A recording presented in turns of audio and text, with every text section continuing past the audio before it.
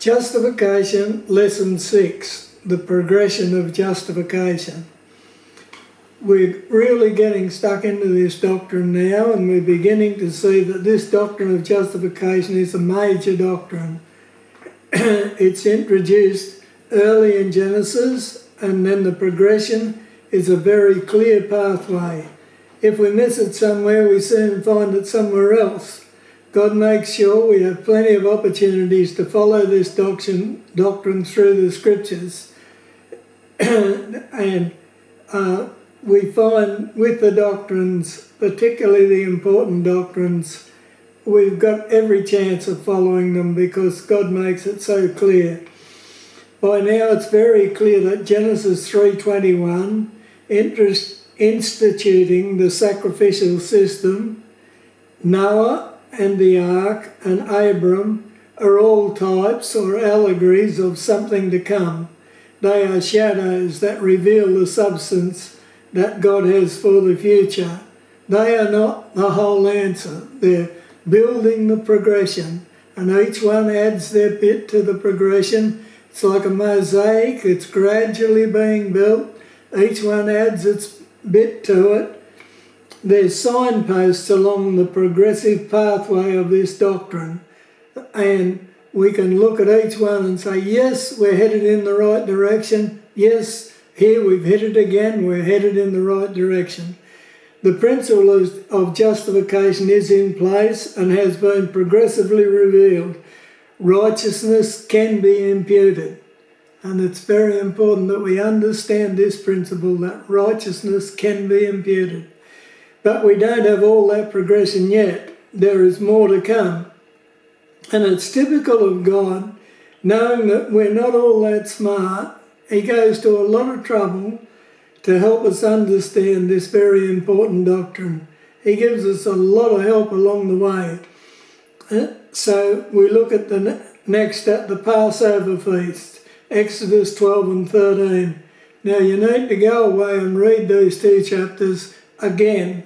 And you'll say, or you're probably thinking anyway, the Passover again. We've done the Passover before. We did the Passover when we did atonement, and then we came back and hit it again when we did substitution.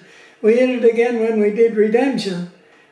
And we're back to it again in justification. Well, all that's very true. The pathway of the basic doctrines, or most of the basic doctrines, goes through the Passover and the sin offering. And you say, oh, but we've done it before. It's repetition. All right, be happy about this. I'm telling you now, be happy about it. God makes the doctrine so clear and so easy to follow that even you and I can do it and know that we are not getting lost. And just thank the Lord that it's so. The Scriptures are God's progressive revelation. That's what He's trying to do. He's trying to reveal something to us. He knows we're pretty dumb, and He repeats it. If you want to really know something, you learn it by repetition over and over.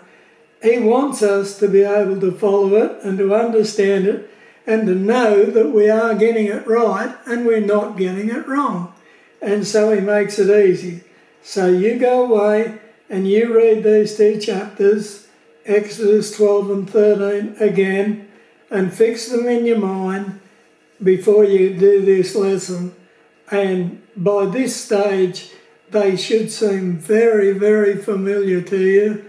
And you'll say, yes, I've got these in my head. And if you really have, you have a lifetime benefit ahead of you. Right. So I'll go on from there, presuming that you've taken my advice and gone away and read them carefully and you've come back. Right. The children of Israel are in Egypt and in slavery. They suffer under the cruel torment and bondage of Pharaoh and his taskmasters. Now, they've been in Egypt for 430 years by the time of the Passover, and that's several generations. They haven't been slaves all that time, but over the years they've been made into slaves, and they've spent at least 2 or 3 generations as slaves. And so they're used to being in slavery. They're a part of Egypt, in fact. They're in Egypt in slavery, and they're suffering under the cruel torment and bondage of Pharaoh and his taskmasters. And they cry out to God for deliverance. God sends Moses to deliver them. Moses, by a series of signs and miracles, proves that he is sent by God. And so this sets the background to it. And Moses tells Pharaoh to let God's people go. Pharaoh won't. And so Moses says to Pharaoh, well, God will send plagues. And God sends the plagues. And he sends 9 plagues, and still Pharaoh won't let the people go. And then God sends the last plague, the angel of death. And this is the time of the Passover. So chapter 12, we finally come to the matter of the Passover. And I want us to look at certain things that happen in the Passover and get them in our mind once again. I'll just read through, and as we come to the things, I'll point them out. Chapter 12, verse 1, And the Lord spake unto Moses and Aaron in the land of Egypt, saying, This month shall be unto you the beginning of months, it shall be the first month of the year to you. And so here God institutes the Jewish calendar. Now, there's the Gregorian calendar and the Roman calendar and several different calendars, and the Jews, as of this day, their calendar was put in place, and they still use this same calendar today. Right, verse 3, Speak ye unto all the congregation of Israel, saying, In the 10th day of the month, of this month, the 10th day, they shall take to them every man a lamb, according to the house of their fathers, a lamb for an house. So verse 3, a lamb is to be taken on the 10th day of the first month. Verse 4 tells us about the lamb. And if the household be too little for the lamb, let him and his neighbour next door unto his house take it according to the number of the souls, every man according to his eating shall make you account for the month. So the lamb was to be a sufficient lamb. Verse 4. Verse 5, Your lamb shall be without blemish, right, so there'll be no fault in it. A male, that's male, not a female, a male of the first year, without spot or blemish. Ye shall take it out from the sheep or from the goats. So it's a male without spot or blemish. So it's got to be qualified. It's got to be sufficient, but it also has to be qualified. It has to be without spot or blemish. And ye shall keep it until the 14th day of the same month. Now it was taken on the 10th day, so it had to be kept for 3 full days until the 14th day of the same month. And the whole assembly of the congregation of Israel shall kill it in the evening. Now you say it was taken on the 10th day and killed on the 14th day, that's 4 days, but we're talking Jewishly here, so it's only 3 days. Their days go from evening to evening. So understand, I haven't got that wrong, I've got it right. They were examined, it's to be examined for 3 days to ascertain its fitness. It has to be checked and looked at. We said it has to be a sufficient lamb, it has to be qualified, be without spot or blemish, and to be sure that this so, it has to be examined for 3 days to ascertain its fitness. All right? And then it says, and ye shall keep it up until the 14th day of the same month, and the whole assembly of the congregation of Israel shall kill it in the evening. Right, this is the evening of the 14th day. So that's the end of the day. Verse 7, And thou shalt take of the blood, that's from the lamb, and strike it on the 2 side posts and on the upper doorpost of the houses wherein they shall eat it. Right, the blood is to be taken, that's the first thing. The animal is to be sacrificed, and they would have cut it straight, and the blood is to be taken. And then verse 7 tells us the blood is to be struck. Now if we go to verse 22, and ye shall take a bunch of hyssop, and dip it in the blood that is in the basin, and strike the lintel and the two side posts with the blood that is in the basin, and none of you shall go out at the door of the house until the morning. The morning, right, and so the blood is to be struck with a bunch of hyssop, that's a plant, on the side posts and the upper post of the door of each house. So it's to be vertical and horizontal, right? So the sign of the cross. Once again, we see the cross in the Old Testament over and over, and this is one of those times. And then verse 8 says, and they shall eat, now this is everyone within the house, eat the flesh in that night, roast with fire and unleavened bread, and with a bitter herb shall they eat it. Right, the people are to eat the lamb that night, and that night it introduces the first day of the week. See, their 14th day ends at evening, and it's to be put on at the end of the day. Just before the day ends, in the evening, the blood is to be put on the door, and the people eat it that night. And so that's the first day of the week that they're to eat the Passover lamb.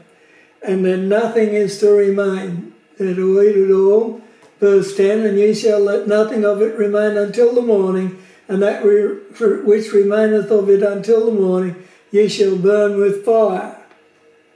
So, nothing is to remain. So, we'll look at that lamb again. Well, wait a minute. Verse 8 told us they were to eat it with unleavened bread and bitter herbs. What's unleavened bread? Well, it's bread that's got no yeast in it, no rising. And yeast and leaven are a type of sin in the Bible, and so they're to eat it with unleavened bread and bitter herbs. And the lamb, verse 9 and 10, eat not of it raw or sodden at all with water, but roast with fire, his head and his legs and with the purtenance thereof, and ye shall let nothing of it remain until the morning, and that which remaineth of it until the morning ye shall burn with fire. So it was to be roasted with fire, anything not eaten is to be burnt, and so we have the actual event in place. But what's the purpose of it all? Why did God do it this way? Well, it's very similar to the story of Noah. God was going to judge Egypt, a type of the world, back in Noah's time. But God had a people in Egypt who found grace in his eyes, and that were the children of Israel. And it's just like Noah and his family. These run exactly parallel to each other. Then we see that God's judgment was on all the firstborn in Egypt, and all the firstborn in Egypt would die at the hand of the Lord. Verse 12, for I will pass through the land of Egypt this night, and will smite all the firstborn in the land of Egypt, both man and beast, against all the gods of Egypt. I will execute judgment, I am the Lord. So we see, verse 12 says that all the firstborn would die. Verse 23 says, for the Lord will pass through to smite the Egyptians, and when he seeth the blood upon the lintel and on the two side posts, the Lord will pass over the door. And this is where we get what we call it, the Passover. The Lord will pass over the door, and will not suffer the destroyer to come in unto your houses and to smite you. A little sideline there that I'll just mention here. It says the Lord will pass over the door and will not suffer the destroyer to come in unto you and smite you into your houses. And there's two sides to this word Passover.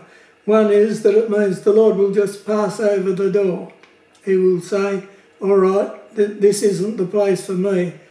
The other side of it is said to be that the Lord, having come to the door, will see the blood and he will protect that door. And as he passes over, he puts a protection on that door. He won't come back and try it again. He's passed it over. So that this word Passover, there's more to it than just Passover, you know. It's a word that has more to it than that. So, verse 27 says, that ye shall say, it is the sacrifice of the Lord's Passover, who passed over the houses of the children of Israel in Egypt, when he smote the Egyptians and delivered our houses.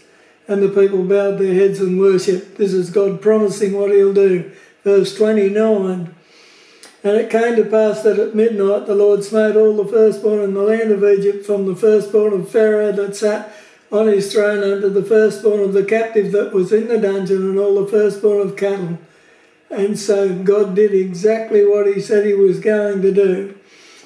And then we see that God in his grace provided a means of escape, the Passover lamb. So the Passover lamb is just like the ark.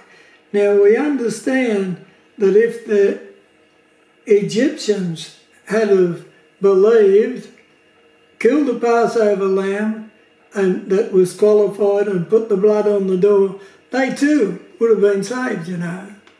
It was open to all, but the Egyptians wouldn't do it, and only the children of Israel did it.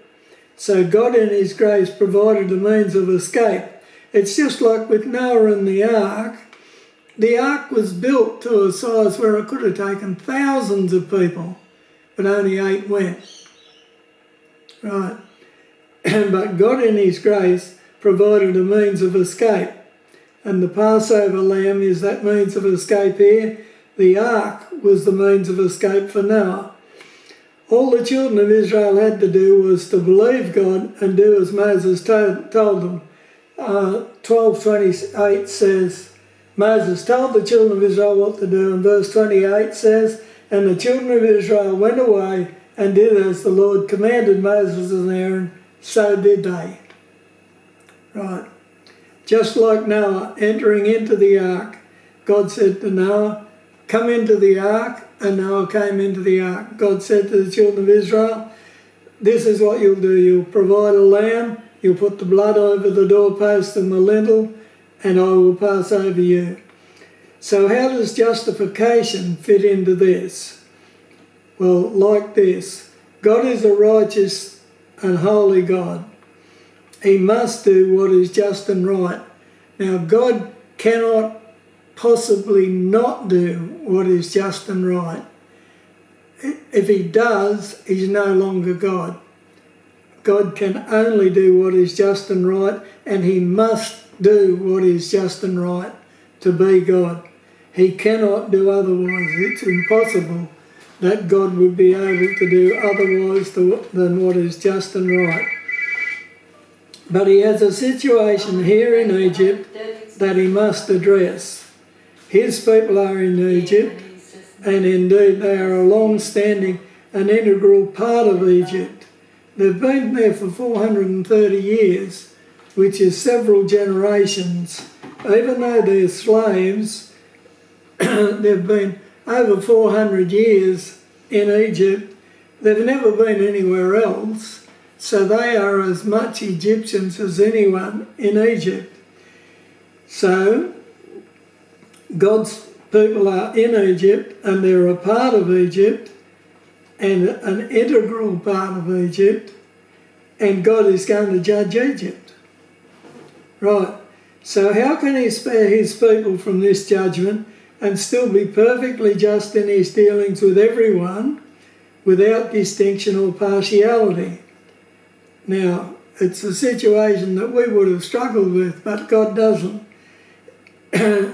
God knows what he's going to do. And Genesis 3:21 provides the principle. A subject must step in and take the penalty and thus free the condemned one, just like happened for Adam and Eve.